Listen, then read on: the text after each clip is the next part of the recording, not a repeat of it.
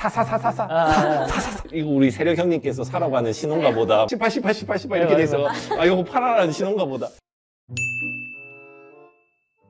안녕하세요, 미정입니다. 안녕하세요, 보라보라입니다. 안녕하세요, 필업사계 정시영입니다. 네, 반갑습니다. 반갑습니다. 오늘도 이제 바쁘신 분 모셨는데 항상 여기 바쁘신 분들만 모시는 거예요. 저희가 뭐 바지 가랑이 부여잡고 오세요 해가지고 모신 건데 어떻게 소개 한 번만 좀 부탁드립니다. 네, 안녕하세요.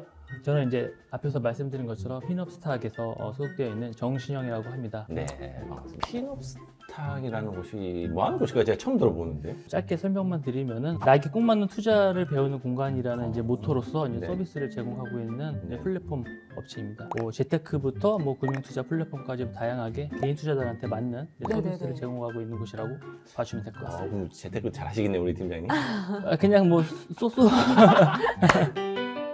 그 이번에 같은 월급 다른 투자라고 해서 핀업스탁에서 지었는데 예, 맞습니다. 이거 어떤 책인가요? 간단하게 말씀을 드리면은 개인 투자자분들이 주식시장에 입성을 할 때 생각보다 좀 알고 들어와야 되는 것들을 놓치고 들어오는 경우가 굉장히 많거든요. 그냥 사라 하니까 이제 들어온 분들이 많다는 네, 거죠. 뭐 그 일화를 간단히 설명을 드리면은 서비스를 이용을 하시겠다라고 하고 나서 다시 전화가 오셨어요. 어떻게 매수하는 건가요? 어머.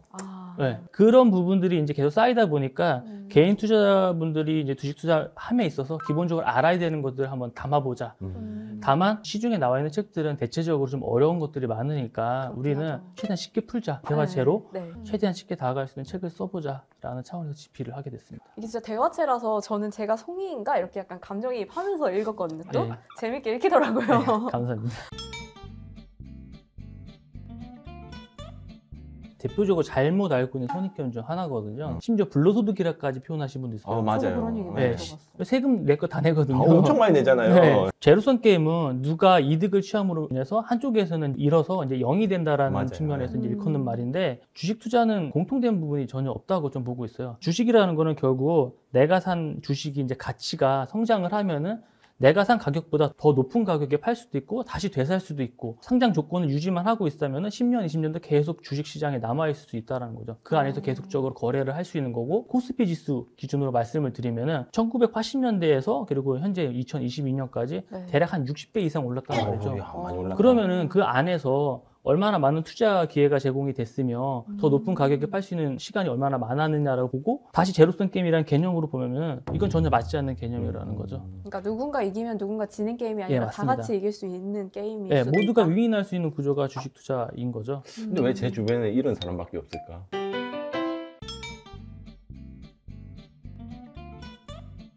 가능한 영역이 있고요. 네. 불가능한 영역이 있다라고 저는 생각을 해요. 가능한 영역이라고 하는 거는 산업의 업황이라든가 네. 뭐 실적과 관련된 것들은 기사를 계속적으로 추적을 하고 연결고리를 찾아가다 보면은 일정 부분 이제 추측이 가능하다고 저는 생각을 해요. 그에 반면에 뭐 예측이 안 되는 거는 최근에도 이슈가 있었지만 뭐 대주주 리스크라고 하죠. 뭐 횡령, 배임, 임상 실패 꼭 그런 건 장마감 후에 공시를 내보내요.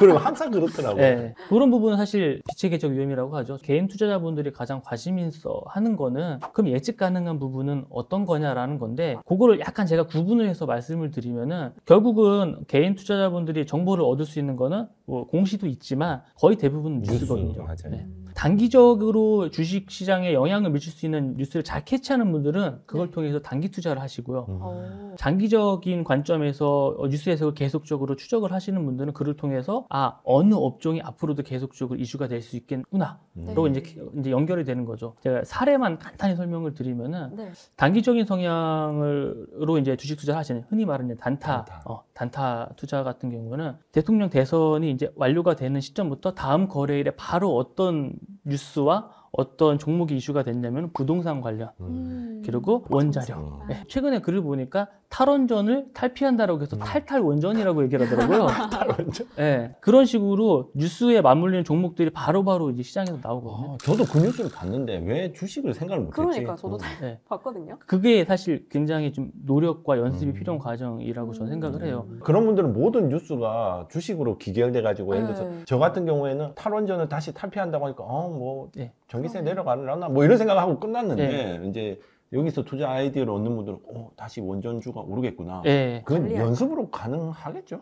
저는 충분히 가능하다고 생각을 해요. 근데 많은 분들이 음. 정말 솔직하게 말씀드리면 한 달도 채 안 해보고 아, 이건 안 되는 거라고 판단을 하시는데 저는 그런 분들 너무 많이 만나고 있어요. 매일 아침에 일어나서 하시는 게 뭐냐라고 하면은 전일 장마감부터 오늘 오전까지 뉴스를 다 체크를 해서 오늘 시장에 영향이 미칠 수 있는 뉴스가 뭐냐를 다 캐치를 해내는 거죠. 그럼 아침에 이제 걔를 이렇게 사냐 마냐 이런 네, 판단을 그 정리를 해놓고 시작하는 거죠. 음. 이 안에서 이 뉴스가 이슈가 될 수 있겠구나라는 걸로. 단기적인 분들은 약간 이런 분인 거고 장기적인 성향을 좀 말씀을 드리면은 좋은 뉴스가 있어요. 근데 좋은 뉴스가 있다고 해서 시장에서 바로 이슈가 되는 건 아니거든요. 그렇죠. 거기서 끝이 아닌 거죠. 계속 연결고리를 찾아가다 보면은 네. 거기서 또 투자 기회를 발견하는 경우가 있어요. 그럼 네. 국내에서는 또 뭐가 이슈가 됐냐라고 하면은 폐배터리를 재활용해야 되는데 아. 폐배터리를 해체해야 되는데 그럼 그와 관련된 기업이 하나하나 나오는 거죠. 아. 그러다 보면은 뭐야 아직 시장에서는 이게 부각이 되지 않았네. 시장 내에서는 아직 이게 덜 이슈가 됐네.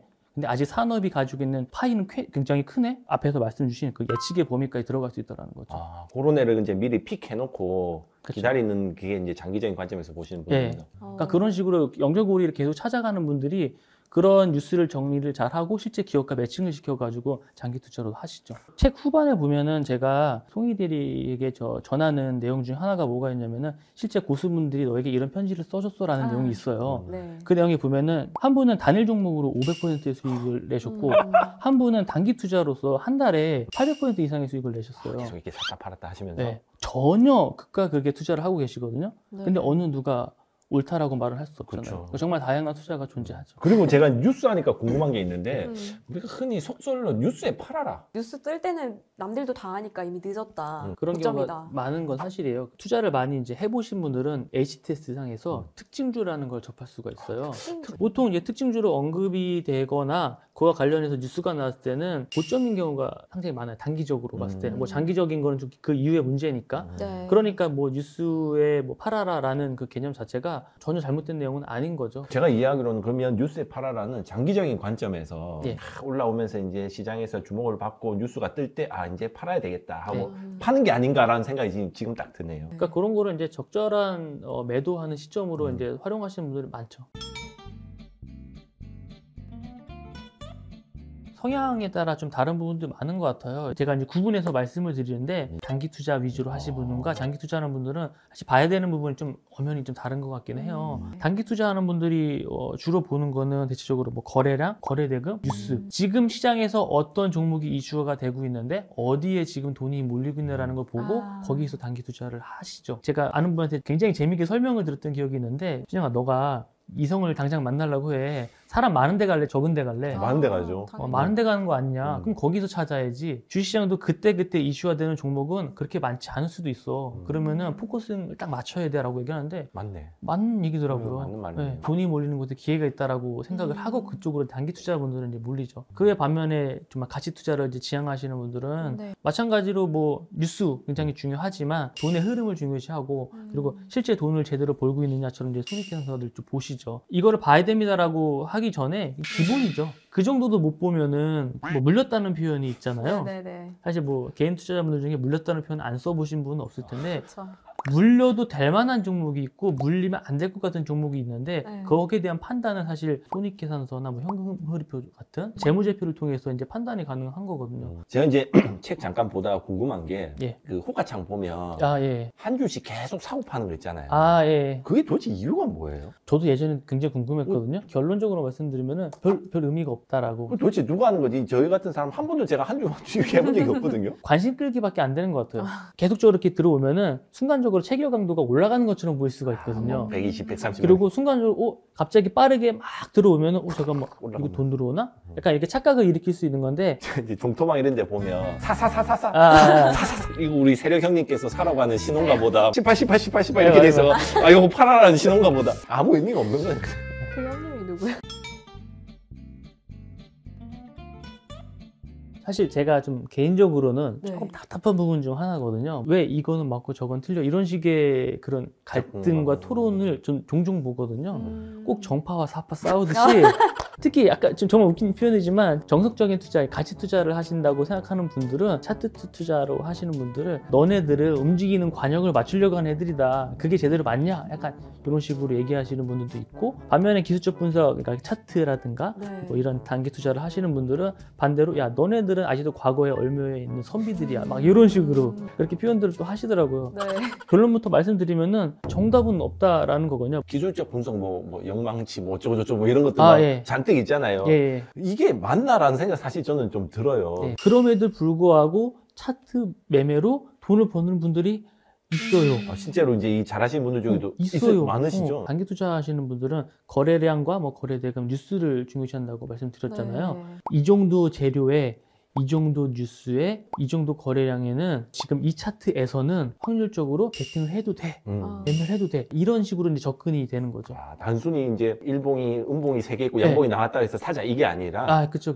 그래서 뭐 이제 로보 어드바이저라고 하잖아요. 맞아요. 요새 뭐 AI 관련된 것들이 많이 이슈가 됐었죠. 그래서 기술적 트레이더 하시는 분과 AI 대결. 누가 이겼어요?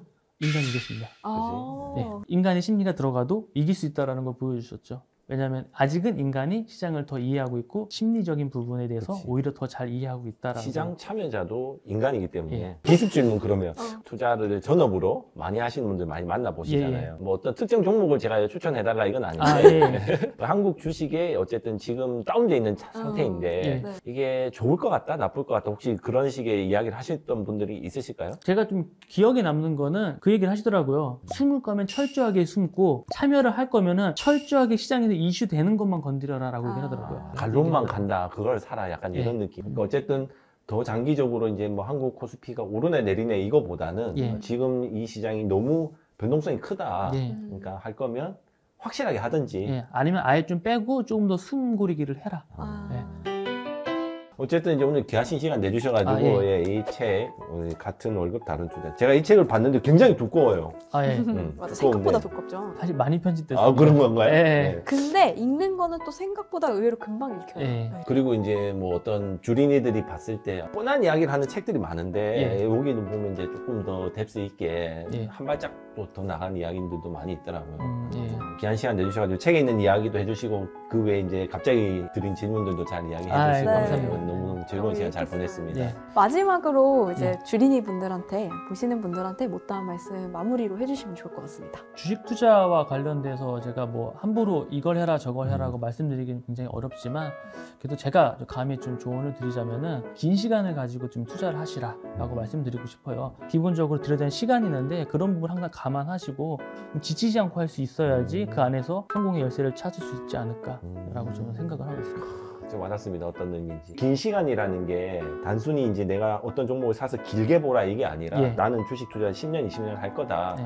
짧게 사고 팔든 길게 사고 팔든 길게 보고 움직여라. 네, 내가 뭘 할 수 있는지에 대해서 확실하게 좀 파악을 하시고 네. 내가 환경이 단기 투자를 못한다라고 음. 하면은 가치 투자에 맞게 뭔가를 좀 조성을 하시면 되는 거고. 일단 나를 분석하는 게 제일 중요하겠네요. 예. 귀한 시간 내주셔서 감사합니다. 아, 예. 마무리하겠습니다. 고맙습니다. 좋은 네, 말씀 고맙습니다. 감사합니다. 감사합니다.